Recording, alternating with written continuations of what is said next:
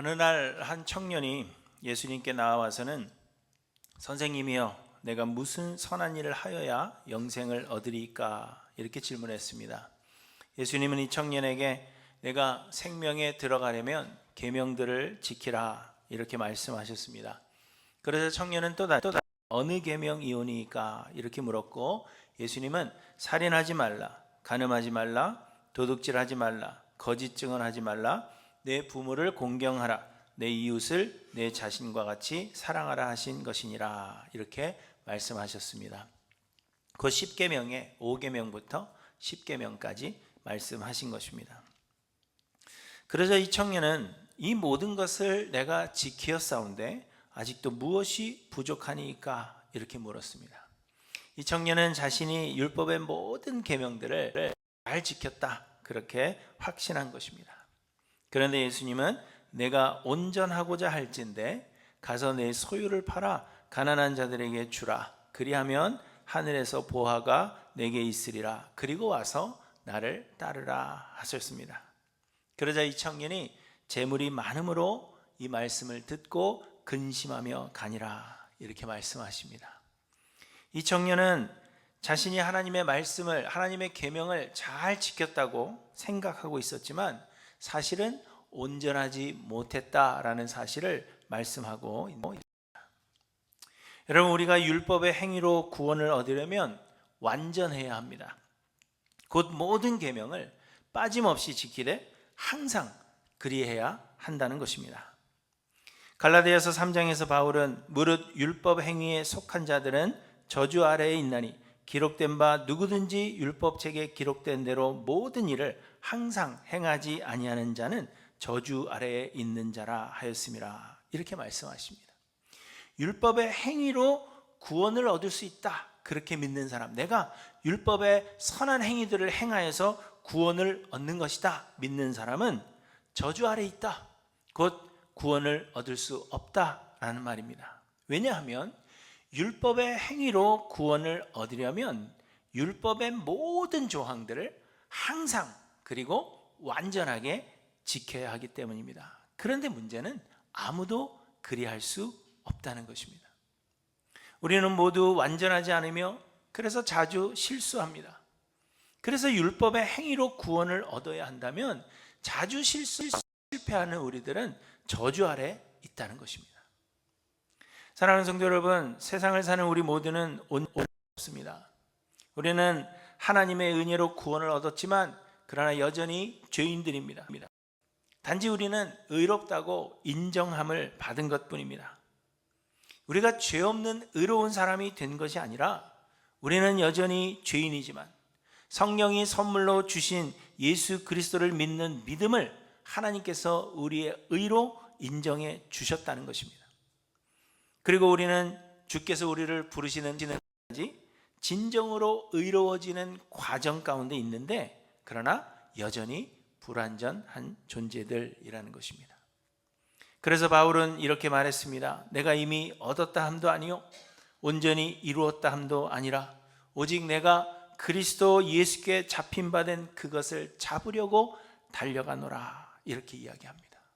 그 훌륭한 바울도 내가 아직 이루지 못하였고 잡지 못하여서 나는 아직도 그것을 이루려고, 그것을 잡으려고 달려가는 중이다 그렇게 고백했다는 것입니다. 그리고 우리들에게도 두렵고 떨림으로 너희의 구원을 이루라 이렇게 말씀하셨습니다. 여러분, 우리는 용서받았지만 그럼에도 여전히 죄인이라는 사실을 기억하시기 바랍니다. 아직 살아있는 분들은, 목숨이 살아있는 자들은 한 사람도 예외가 없습니다. 우리는 모두 죄인들입니다. 지난 본문에서 바울은 죄가 무엇인지를 말씀하셨습니다. 사람들은 죄란 불법을 행하는 행위라고 생각하지만 행위가 없더라도 하나님을 영화롭게 하지도 않으며 하나님께 감사하지도 않으면 그것이 죄라 했습니다. 그리고 그 죄로 인하여 하나님께서 우리를 정욕의 더러움에 내버려 두사 죄의 현상, 곧 그 행위들이 나타나게 되는 것이라고 말씀드렸습니다. 하나님께서 죄인들을 내버려 두신 결과로 나타나는 현상들은 하나님을 우상화하고 하나님의 창조의 질서를 파괴하며 하나님의 자녀로서 합당하지 않은 삶을 사는 것이라 그렇게도 말씀드렸습니다. 바울은 하나님 죄인들을 내보내신 결과로 나타나는 여러 현상들을 아주 구체적으로 말씀하고 있습니다. 그런데 바울이 나열하는 이 죄의 목록들을 들은 사람들 중에서는 여전히 나는 죄인이 아니다 라고 생각하는 사람들이 있었습니다. 우리들도 사실 이 말씀을 읽으면서 로마서 1장 18절부터 지난주에 말씀하신 그 죄의 목록들을 읽으면서 나는 정말 죄인이구나 이렇게 가슴을 치신 분이 있습니까? 사실 별로 없죠. 우리는 다 나는 죄인이 아니다 라고 생각했을 것입니다. 그런데 당시에도 많은 사람들이 나는 죄인이 아니다 라고 생각했고, 그런 사람들 중에는 대부분은 유대인 그리스도인들이었다는 것입니다. 지금도 많은 신학자들이 이 1장은 믿지 않는 사람들의 죄를, 그리고 2장은 유대인들의 죄를 말씀하시는 것으로 그렇게 분류합니다. 왜냐하면 유대인들이 1장의 그 말씀을 듣고는 나는 아니다 라고 생각했는데, 그래서 이 2장은 1장의 말씀을 듣고 나는 아니다 라고 생각하는 사람들에 대하여 말씀하고 있기 때문입니다. 그런데 여러분, 유대인들이 자신들은 죄인이 아니라고 생각한 이유는 하나님께서 그들에게 주신 율법에 있었습니다. 하나님께서 이스라엘을 택하사 애굽에서 이끌어내시고 그들이 광야에 있을 때 하나님이 율법을 주셨습니다. 그런데 유대인들은 하나님께서 이스라엘 백성들에게 율법을 주신 것은 하나님이 이스라엘을 택하셨기 때문이고, 하나님께서 이스라엘을 택하신 것은 그들이 다른 민족들보다 특별히 의롭기 때문이라 그렇게 생각한 것입니다. 곧 하나님께서 특별히 자신들을 택하셨고, 그래서 유대인들에게 복 주시기 위해 주신 것이 율법이다 그렇게 생각했다는 것입니다. 자신들이 이미 다 구원을 얻었는데 그것은 자신들의 의 때문이라는 것입니다. 그리고 율법은 하나님이 복 주시기 위해서 주셨다 그렇게 생각한 것입니다. 그래서 유대인들은 이방인들이 아무리 선하게 살아도 율법을 가진 자신들보다는 의로울 수 없다 생각했고, 혹 이방인들 중에서 구원을 얻으려는 사람이 있다면 율법의 조항들을 지켜야 한다 그렇게 주장한 것입니다. 그래서 유대인들은 할례로 대표되는 그 율법의 조항들과 자신들이 지키는 그 종교적 예식들을 지키는 것을 통하여 자신들의 그 도덕적인 불의함에도 불구하고 자신들은 이방인들보다 의롭다 그렇게 확신한 것입니다. 그래서 바울은 전혀 그렇지 않다 하는 것을 오늘 본문에서 말씀하고 있는 것입니다.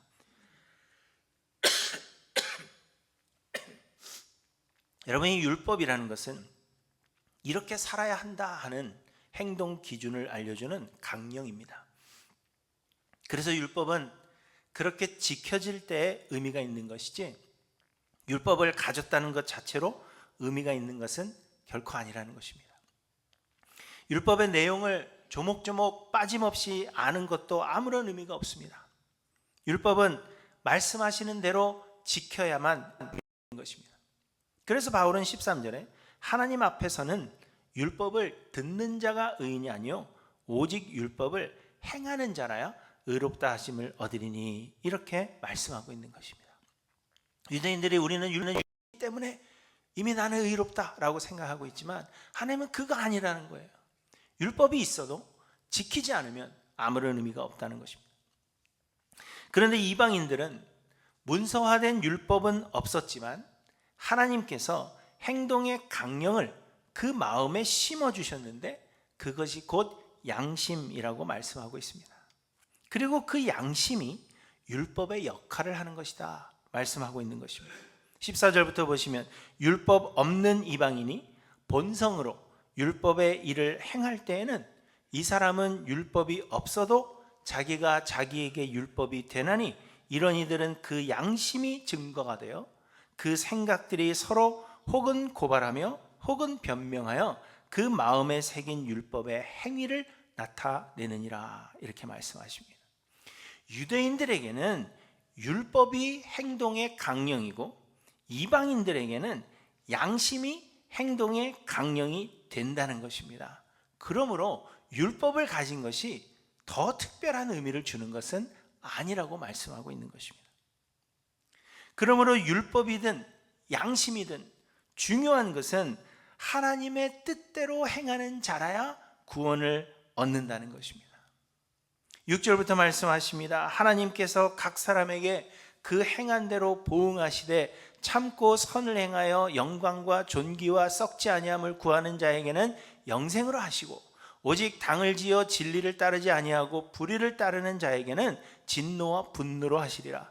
악을 행하는 각 사람의 영에는 환난과 곤고가 있으리니 먼저는 유대인에게요 그리고 헬라인에게, 선을 행하는 각 사람에게는 영광과 존귀와 평강이 있으리니 먼저는 유대인에게요 그리고 헬라인에게라. 이는 하나님께서 외모로 사람을 취하지 아니하심이라. 이렇게 말씀하십니다. 이는 율법을 가진 유대인들과 율법이 없는 헬라인이, 이방인들이 서로 다르지 않다는 것입니다. 모든 사람이 율법이든 양심이든 간에 그것을 통하여 하나님께서 기뻐하실 선을 행하는 것이 중요한 것이지 율법을 행하는 것이 중요한 것이 아님을 말씀하고 있는 것입니다. 이해가 되세요? 율법이 있든지 없든지 하나님 기뻐하시는 일을 행해야 한다는 것입니다. 그런데 말씀드린 대로 율법의 행위로 구원을 얻으려면, 어떤 선한 행위로 구원을 얻으려면 우리는 모든 조항을 항상 그리고 온전히 지켜야 한다는 것입니다. 그러나 하나님의 뜻대로 항상 그리고 온전히 행할 수 있는 사람이 없기 때문에 유대인이나 이방인이나 우리는 모두 죄인일 뿐 아니라 율법의 행위로 구원을 얻을 사람이 하나도 없다는 것을 본문을 통해서 말씀하고 있는 것입니다. 그럼에도 유대인들 중에서는 나는 율법을 지켰으며 그러므로 나는 죄인이 아니라고 주장하는 사람들이 있었습니다. 예수님을 찾아왔던 이 한 청년처럼 자신이 완전하지 못하다라는 사실을 깨닫지 못한 것입니다. 그래서 바울은 오늘 본문에서 율법을 지켰다고 생각하는 유대인들이 사실은 율법을 지키지 못하고 있다는 것을 지적하고 계시는 것입니다. 17절부터 보시면 이렇게 말씀하십니다.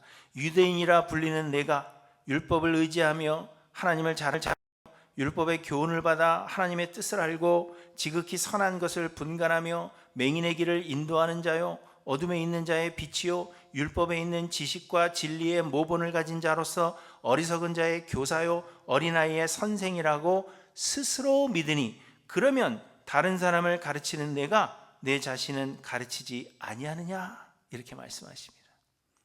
너무 길게 얘기해서 우리는 읽다가 잃어버리죠. 근데 무슨 이야기입니까? 쉽게 말하면 내가 율법을 잘 지켜 행하는 것처럼 스스로 생각하지만 실제로는 그렇지 않다. 그렇게 말씀하고 있는 것입니다. 그러면 여러분 도대체 무엇이 잘못된 것일까요? 율법을 지키고 있다라고 생각했던 유대인들은 무엇이 잘못된 것입니까? 21절 하반절부터 계속해서 말씀하십니다. 도둑질하지 말라 선포하는 내가 도둑질하느냐? 간음하지 말라 말하는 내가 간음하느냐? 이렇게 말씀하십니다. 유대인들은 아마도 지금의 우리들과 마찬가지로 나는 도둑질하지 않았고 나는 간음하지 않았습니다. 그렇게 반문할 것입니다. 그러나 여러분 예수님께서 하신 말씀을 기억하실 것입니다. 예수님 말씀하십니다. 옛사람에게 말한 바 살인하지 말라 누구든지 살인하면 심판을 받게 되리라 하였다는 것을 너희가 들었으나 나는 너희에게 이르노니 형제에게 노하는 자마다 심판을 받게 되고 형제에 대하여 라가 곧 바보 쓸데없는 자라 하는 자는 공회에 잡혀가게 되고 미련한 놈이라 하는 자는 지옥불에 들어가리라. 이렇게 말씀하십니다.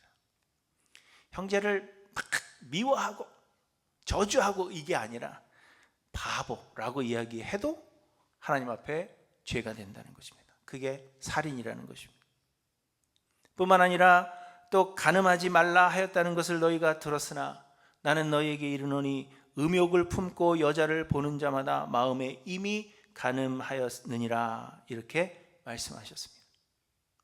여러분 죄는 하나님을 영화롭게도 아니하며 감사하지도 않는 것이라고 했습니다. 곧 죄는 마음으로 짓는 것이라는 의미입니다.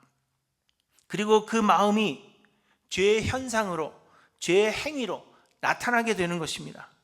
그러므로 죄의 행위가 나타나지 않는다고 해도 그 마음으로 이미 생각하였다면, 그 범죄를 생각하였다면 이는 죄를 범한 것이라는 의미입니다. 저 사람 진짜 한 대 때려주고 싶어 라고 생각은 했어요. 그러나 때리지는 않았어요. 그러면 우리는 때리지 않았으니까 잘못 안 했다 생각하죠. 그러나 하나님은 이미 그 마음에 내가 저 사람을 때려주고 싶다라는 생각을 가진 것부터 죄라 생각하신다는 것입니다. 그래서 여러분, 유대인들은 도둑질하지 말라 선포하였지만 그 마음으로는 수도 없이 도둑질하였고, 간음하지 말라 그렇게 가르치면서도 그 마음으로는 여러 번 간음하였다는 것을 이야기하고 있는 것입니다. 여러분, 우리도 마찬가지입니다. 우리에게서는 죄의 현상이 나타나지 않고 있는지는 몰라도 우리는 마음으로 수없이 범죄합니다. 우리는 형제 자매를 미워하고 저주하여 마음으로 수없이 살인을 저지르고 있고, 우리는 많은 것들을 우리의 마음에 가지고 싶어하는 마음으로 이미 도둑질합니다.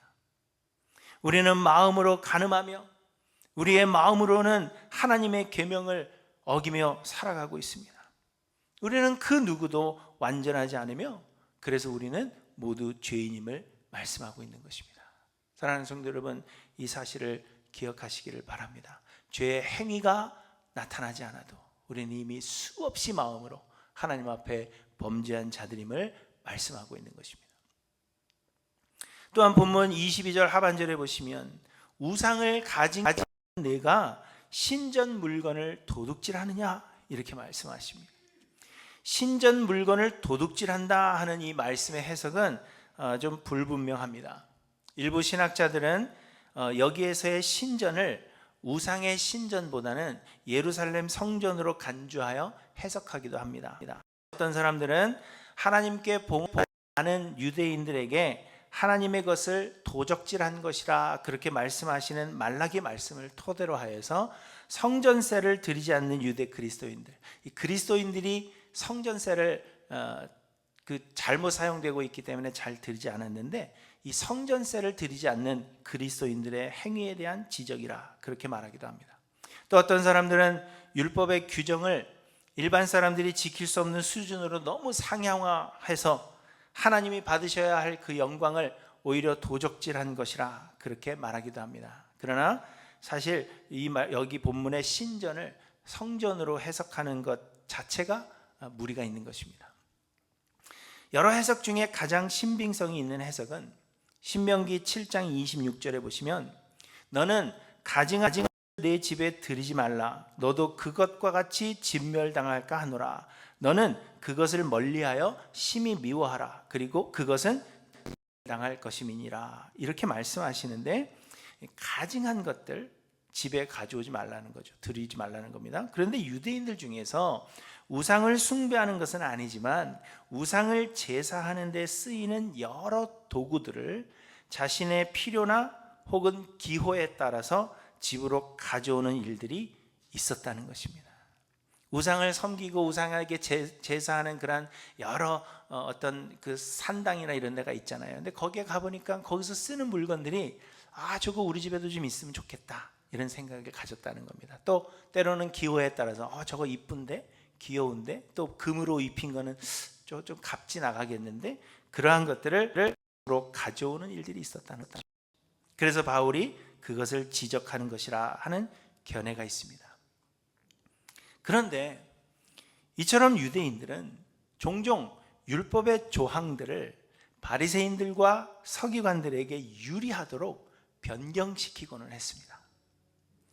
일례로 여러분 고르반이라고 들어보셨을 것입니다. 하나님은 자녀들이 부모를 공경해야 한다 하셨고, 그래서 자녀들이 늙은 부모들을 공양하도록 하셨습니다.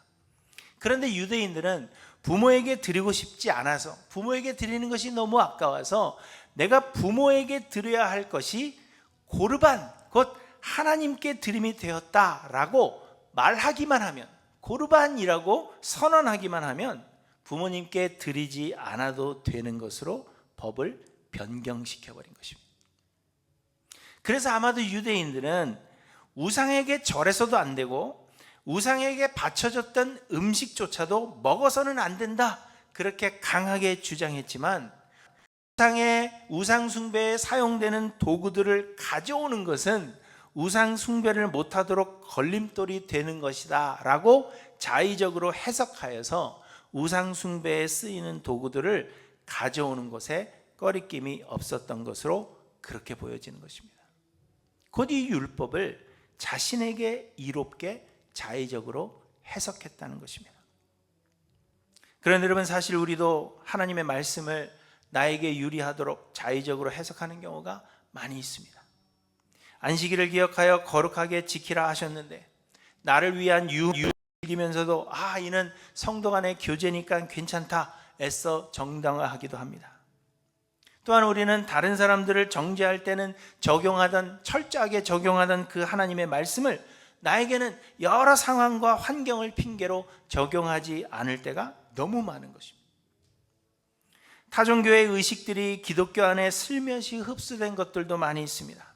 많은 한국 교회들이 신년이 되면 말씀 뽑기라는 것을 합니다. 저는 이 이야기를 들을 때마다 가슴이 아파요.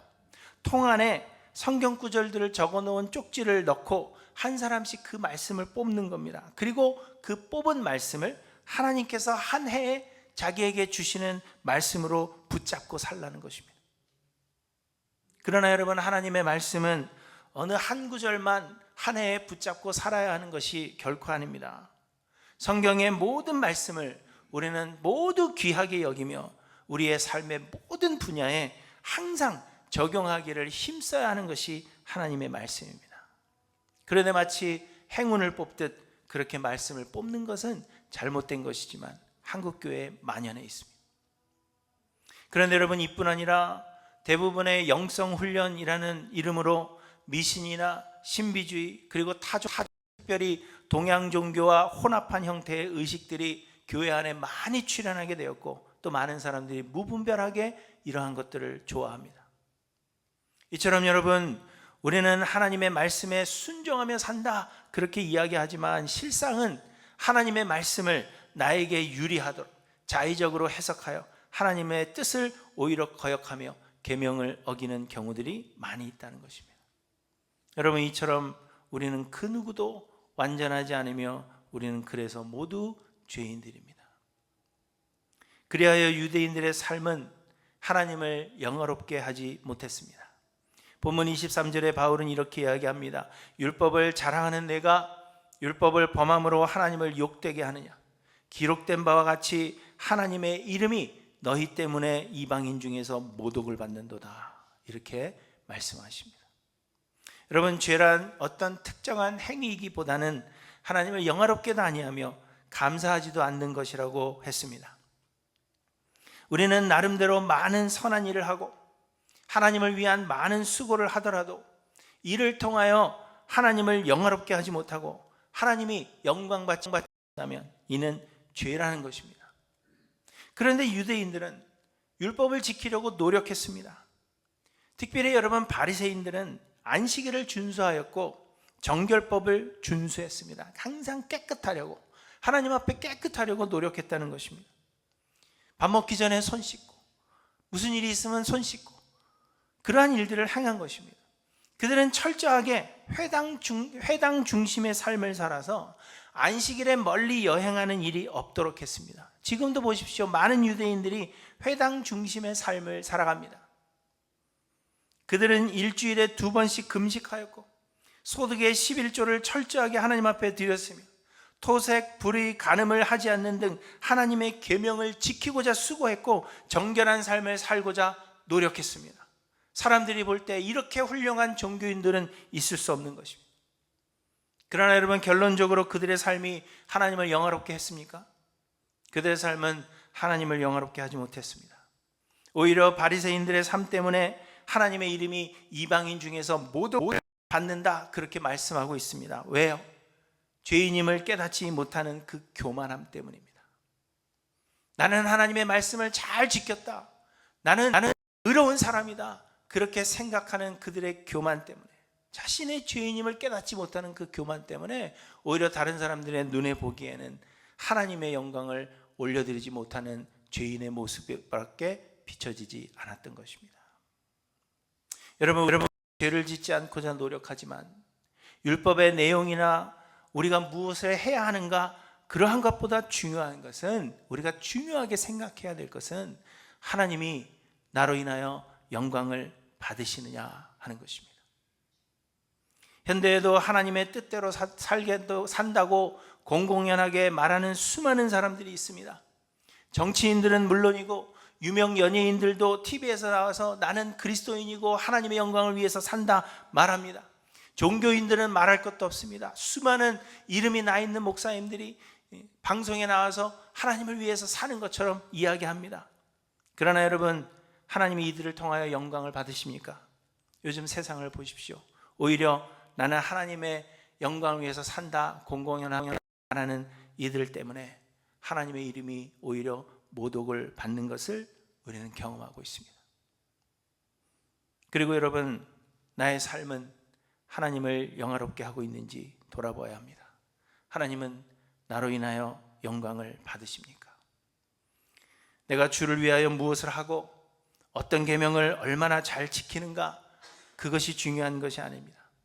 하나님은 나로 인하여 영광을 받으시는지, 아니면 하나님의 이름이 나 때문에 받는 것은 아닌지 돌아봐야 합니다. 저 사람이 믿는 하나님이라면 그러면 나도 믿어볼 만하다, 그렇게 말하게 삶인지, 아니면 저 사람이 믿는 하나님이라면 나는 만나고 싶지 않다, 그러한 삶이 되고 있지 않은지 우리를 돌아봐야 할 것입니다. 나는 하나님의 계명을 지키며 주를 잘 섬기고 있다 생각하지만 실상 나로 인하여 하나님의 이름이 이방인들 중에서 모독을 받을 수 있다는 것을 항상 기억하며 하나님의 영광을 위해서 우리는 살아야 할 것입니다. 그런데 여러분, 이처럼 우리는 그 누구도 완전하지 않으며 우리는 모두 죄인입니다. 사람들은 내가 이렇게 평화롭고 풍요롭게 사는 것이 나의 의로움 때문에 하나님이 주시는 복이라 생각하기 쉽습니다. 그러나 하나님께서 허락하신 모든 것, 우리가 누리는 모든 것은 하나님의 은혜라는 것을 알아야 합니다. 우리에게는 원인이 없습니다. 모든 것이 이해할 수 없는 하나님의 선택이요 은혜입니다. 뿐만 아니라 우리가 혹 선을 행하며 하나님이 주신 율법의 조항들을 지켜나가는 것도 내가 아니라 하나님이 하시는 것임을 말씀하십니다. 그래서 4절에 보시면 혹 내가 하나님의 인자하심이 너를 인도하여 회개하게 하심을 알지 못하여 그의 인자하심과 용납하심과 길이 참으심이 풍성함을 멸시하느냐, 이렇게 말씀하십니다. 하나님의 인자하심이 우리를 인도하여서 회개하게 하시고 우리를 변화시켜 가신다는 것입니다. 내가 하는 것이 아니라 하나님의 인자하심이 우리를 그렇게 인도하신다는 것입니다. 그래서 우리는 결코 우리 자신을 자랑할 수가 없고 또한 다른 사람을 비판해서도 안 된다는 것입니다. 바울은 오늘 본문을 그러므로 남을 판단하는 사람아, 이렇게 시작하십니다. 누구를 막론하고 내가 핑계하지 못할 것은 남을 판단하는 것으로 내가 너를 정죄함이니 판단하는 내가 같은 일을 행함이니라, 이렇게 말씀하십니다. 우리가 마치 나는 죄인이 아닌 것처럼 다른 사람을 판단하지만 판단하는 사람들은 실상 우리도 같은 일을 행한다, 그렇게 확언하시는 것입니다. 판단하면서 같은 일을 안 하면 괜찮다라는 게 아니고요, 판단하는 내가 같은 일을 행한다라고 확언하신다는 것입니다. 곧 우리에게는 죄의 현상이 나타나지 않는다고 하더라도 마음으로 우리는 각종 죄를 범하고 있으며 하나님의 말씀을 자의적으로 해석하여 하나님이 기뻐하지 않으시는 일들을 행하고 있고 하나님의 계명을 지키는 의로운 삶을 살고 있다라는 우리의 자만함이 오히려 하나님의 이름이 이방인들 사이에서 모독을 당하게 하고 있는 것입니다. 그러므로 여러분, 우리는 남을 판단할 것이 아니라 내 삶을 철저하게 돌아보는 겸손함으로 하나님을 영화롭게 하고 죄인임에도 불구하고 은혜를 베푸시는 하나님께 감사해야 한다는 것을 우리에게 말씀하십니다. 사랑하는 성도 여러분, 지난주에도 말씀드린 대로 로마서 3장 20절까지의 말씀은 누가 죄인이고 누가 의인인지를 밝혀내려는 것이 아니라 의인은 없나니 한 사람도 없다라는 사실을 말씀하시려는 데에 있는 것입니다. 자신이 죄인임을 깨닫고 인정해야만 구원의 주가 되시는 예수 그리스도께로 나올 수가 있기 때문입니다. 그러므로 여러분, 바울이 죄인에 대하여 말씀하시는 이 본문을 묵상하시면서 여러분, 다른 사람 보지 마시기 바랍니다. 누가 죄인일까 생각하지 마시고, 남을 판단하는 것은 하나님의 은혜를 알지 못하는 것입니다. 그러므로 자신을 철저하게 돌아보고 예수 그리스도의 은혜 앞에 겸손히 엎드리며 그 은혜에 감사하고 그 은혜를 전하여서 하나님을 영화롭게 하시는 저 되시기를 간절히 소망합니다. 계속해서 강조하지만 누가 의인이고 누가 죄인이냐가 아니라 우리는 다 죄인이다라는 사실을 지금 몇 주간 동안 말씀하고 계시는 것입니다. 그 하나님의 음성에 귀를 기울이시고 우리의 죄를, 나의 죄를 발견하고 하나님 앞에 겸손하게 엎드리시는 우리 할례 느낌 모든 성도님들 되시기를 주님의 이름으로 간절히 축원합니다.